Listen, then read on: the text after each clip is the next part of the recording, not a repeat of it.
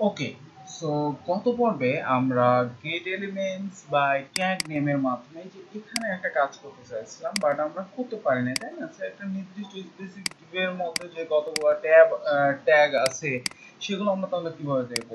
So একটা বুদ্ধি আপনি খাটাতে পারেন, জাস্ট এখানে একটা আইডি সেট করতে পারেন। সাপোজ আইডির নাম আমি দিলাম যে প্যারেন্ট। ওকে, নাও এবার আমরা এই যে get element by ID document dot get element by ID কথাটা জাস্ট এটার আগে বসাবো। ওকে, নাও ডট দেবো এখানে, দেন এই যে এটাকে সিলেক্ট করবো। সো আমরা এখানে যখন শিখছিলাম আমরা জানি যে এটার মাধ্যমে এই পুরা জিনিসগুলোর ভিতরে সিলেক্ট হবে, তাই না? এর আইডি এর মধ্যে যা থাকবে, এই যে আমরা এখানে যে ভ্যালুগুলা দিচ্ছি। ওকে, সো এবার আমরা যেটা করব, এরপরে ডকুমেন্ট ডট আমাদের আর বডি দেওয়ার দরকার নাই, জাস্ট এখানে get element by tag name. এবার যদি আপনি এখানে অল দিয়ে দেন, just all. Okay, now just all যদি দিই, এবার আমরা যদি একটু কনসোল ডট লগে যাই, দেন দেখেন আচ্ছা আমাদের এখানে document get element by ID no define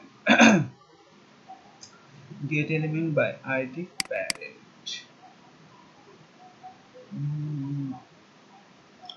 okay, okay, so এখানে আমরা যে মিস্টেকটা করছি সেটা হচ্ছে এখানে ডকুমেন্ট লেখা দরকার। ডকুমেন্ট মানে তো ফুল, তাই না? ফুল ডকুমেন্টের আমরা চাচ্ছি এই যে এটা, আর এটা আমরা এই যে এখানে এটার মাধ্যমে আমরা সিলেক্ট করছি।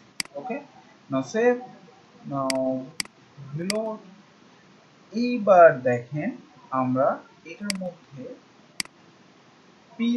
h1 h2 যেগুলা ইউজ করছি সবগুলাই কিন্তু নিয়ে আসতে পারছি, দেখছেন?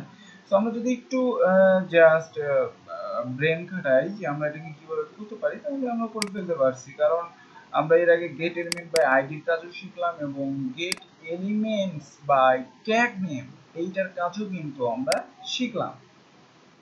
ওকে, সো এইভাবে আপনি একটা লজিক খাটিয়ে কাজ করতে পারবেন। ওকে।